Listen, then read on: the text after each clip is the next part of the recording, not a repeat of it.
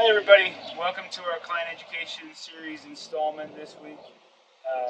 We're going to be talking about vaccine programs, especially in cow herds. So, what we're going to be talking about is in general, we're going to be talking about the things that most herds are going to benefit from. We can definitely tailor it. There's not really a one-size-fits-all when it comes to vaccinating your cows, but there is some general things to start from, and we can change from there. We have some herds that will have problems with pink eye every year, and some that never get it. So a lot of it depends on your environment where you're at. It's helpful to do a ranch visit if you want us to come out and take a look and see what type of environment your cows are in.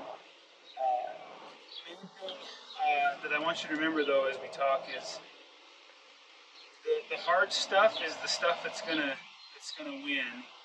Anything that you do at home to manage your herd, think of like a sandhills calving rotation or pasture management. Those things are going to help way more predictably than even something from no vaccine is 100%. We like our vaccines to help us to meet the goals that we have set. They're really good vaccines, but that's the easy thing. And the easy things is what everybody wants to be the magic bullet, but it's going to be your management and how you take care of your cows is going to make all the difference. For instance, if you think about if I ask someone what's the very first vaccine that a calf gets, well, that's the colostrum. We know that it's really good for them to get it and it helps them, but you can see a difference in calves throughout their entire life when they get colostrum and when they don't. And so if you think about vaccinating those moms, if you want to vaccinate them with modified live, which is stronger, you're going to get a better immune response. You usually want to do that one in a heifer. Some have fetal protection guarantees, but you want to get that, think way ahead, think way down the line. You want to start that heifer off by getting modified live, and then breed her so that she can pass on that immunity to the calf. And so that's super important. Obviously, the colostrum to come out, it gets what's called immunoglobulins into the calf, helps to fight off diseases that may arise. That's the first vaccine. Lots of guys like to give the parainfluenza intranasal vaccine right when the calf's born, and that's really good too. But I don't recommend giving anything else. I have some producers that really like giving, or think they're helping, I should say, by giving like a Bovishield Gold one shot to a calf when it hits the ground, or even a month old. It's really not helpful. It's a waste of money, and it challenges the calf unnecessarily. The mother has passed on a lot of those immunoglobulins, and it's helping them out. And so, by giving that, it actually interferes with the maternal antibodies that are in the calf and produces a less effective immune response. Actually doesn't help at all. And it's really just wasting money. Okay, so just because of the time of year we're at, I'm going to start there, and we'll end up coming back there. But I want to get you thinking about where we're at. So today is the first part of June. We want to make sure that we're getting ready. Most people have done branding at this point, but we do want to do, 2 to 4 months of age. We want to get the calves in for their first set of vaccines. 2 weeks before or 2 weeks after weaning. We try to do it, just depends on how you wean. If it's a low stress weaning where you're doing fence line weaning or you're trying to separate them slowly, it's always better than trying to just load them on the truck and say, bye mom, see you later. It's really hard on them, it really stresses them out. It is a nightmare in the feedlot for the first few days where they're trying to sort out if you're selling calves right off their moms. So you probably know there's programs to incentivize a VAC 45 or a VAC 30 to make sure that the calves are getting weaned off their moms well in advance of heading to feedlot, and that's going to help them a lot. But the mainstays of that are going to be like an 8-way vaccine. It's all the colors that you think of: black leg, red water, gangrene. All that stuff is Clostridial bacteria that comes in the 8-way. And then we need Bovishield. We like Bovishield Gold one shot. Lots of times your buyer, whoever buys your calves, is going to say which one of those is most important to them. Lots of guys nowadays want the one shot in there, and that's just a specific bacteria that they want to fight against.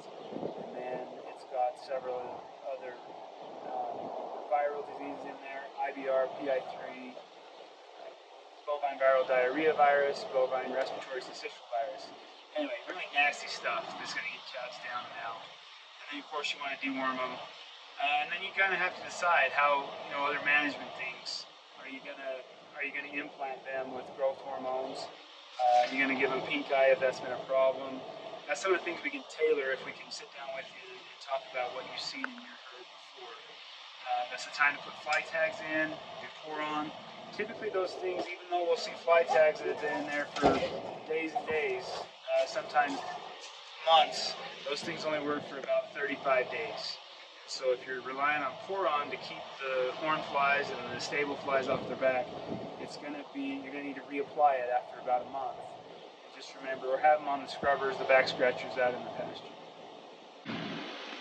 The only other thing that I'd add to that would be that we need to make sure that your heifer calves get bangs vaccinated between 4 and 12 months of age. That's really important and makes things way easier for the rest of their life if they're what's called an official calf herd vaccinate.